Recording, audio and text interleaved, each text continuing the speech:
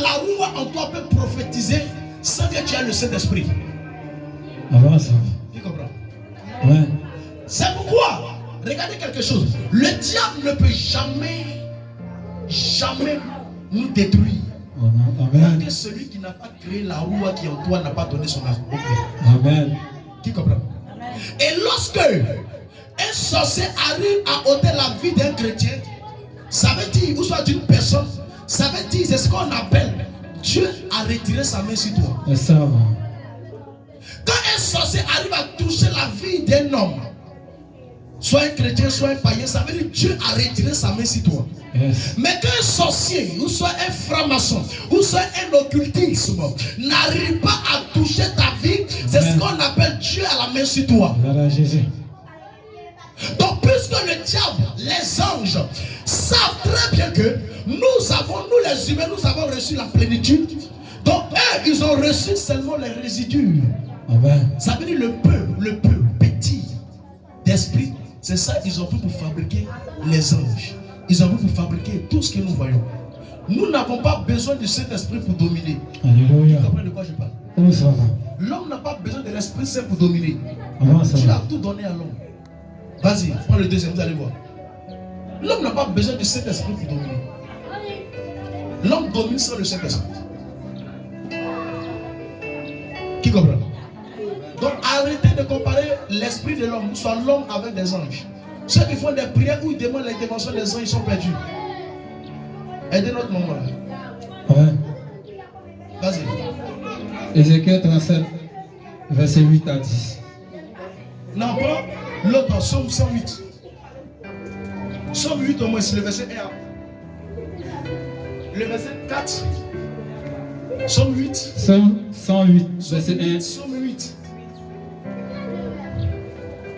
Somme 8. Le verset 59. Vous allez comprendre que l'homme n'a pas besoin de l'Esprit de Dieu pour dominer. On nous a fait croire à l'école le dimanche que c'était le Saint-Esprit qui se mouvait au-dessus des eaux. Somme 8, verset 5 à 9. Vas-y. Qu'est-ce que l'homme pour que tu te souviennes de lui? Oui, oui. Et le Fils de l'homme pour que tu prennes garde à lui? Oui, oui. Tu l'as fait de peu inférieur à Dieu. Vous avez compris? Relis ce verset, appuie ce verset, on va bien comprendre quelque chose. Vas-y. Tu l'as fait de peu inférieur à Dieu. Qui a compris quelque chose dans ce message? Tu l'as fait de peu inférieur. De peu inférieur à qui? À Dieu. À Dieu. Tu l'as fait de peu inférieur à Dieu. Ça veut dire quoi? Amen. Qui peut me parler ici? Tu l'as fait de peu inférieur à Dieu. Amen. Ça veut dire que tu l'as fait comme un semblable à Dieu. Alléluia.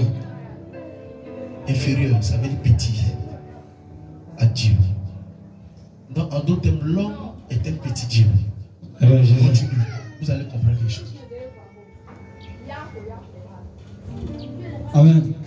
Et tu l'as couronné de gloire et de magnificence. Tu lui as donné la domination. Tu lui as quoi? Tu lui as donné la domination. Tu lui as donné, point 1. La quoi? La domination. On répète tous ensemble. Tu lui as donné la quoi? La domination. La domination. Dans le mot domination, on a quoi? Dominer. Dominer. Continue. Sur les œuvres de tes mains. Sur les œuvres de tes mains, ça veut dire quoi? Ça veut dire tout ce que Dieu a créé à travers lui ses mains. Que ça soit sur la terre. Continue, tu vas voir. Tu as tout mis sous ses pieds. Tu as tout mis sous ses pieds. Les brebis. Les brebis. Comme les bœufs. Comme les bœufs. Comme les animaux. Comme les animaux. Des champs. Des champs. Les oiseaux. Les oiseaux. Du ciel. Du ciel. Et les poissons. Et les poissons. De la mer. De la mer. Tout ce qui parcourt. Tout ce qui parcourt. Les sentiers. Les sentiers. Des mers. Des mers. Vous avez compris? Donc en réalité, ce n'est pas le Saint-Esprit qui vient dominer. Yes. Le Saint-Esprit n'a rien à voir avec ça. C'est l'esprit que Dieu a mis en l'homme qui vient dominer. C'est pourquoi remarquez, lorsque nous faisons croisement avec un lion, ou soit avec un chien, même quelle que soit sa masse, le chien ne peut pas bondir sur toi. Il va s'arrêter, il va te regarder, même s'il est nerveux, il va te regarder d'abord. Les animaux les plus féroces, même le bœuf, les taureaux, c'est les hommes qui les guident, qui les orientent. Malgré, ils ont 3 fois la force qu'un humain. Yes. Mais c'est l'homme qui les dit passe ici. Et puis tu vois, tous les troupeaux là, ils passent. Ils obéissent. C'est pas le Saint-Esprit. Est-ce que l'homme là, lui, est le Saint-Esprit? Flatcher là, c'est le Saint-Esprit. Non, Flatcher, c'est pas le Saint-Esprit. Mais pourquoi Flatcher arrive à ordonner à tous ces milliers de troupeaux de bœufs là à s'orienter? Pourquoi? À cause de la domination que Dieu a mis dans l'esprit de la roue qui vit en l'homme. Dans l'homme, partout il va partir, il a un esprit pour dominer. Que ça soit sur la terre, ça soit dans les eaux.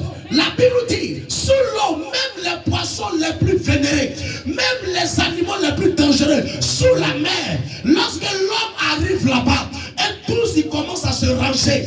Parce qu'ils ont vu la créature de Dieu supérieure à la leur. Donc voilà la raison pour laquelle Dieu a donné la domination à l'homme de dominer tout ce qui se meurt sur la terre, même sous les eaux.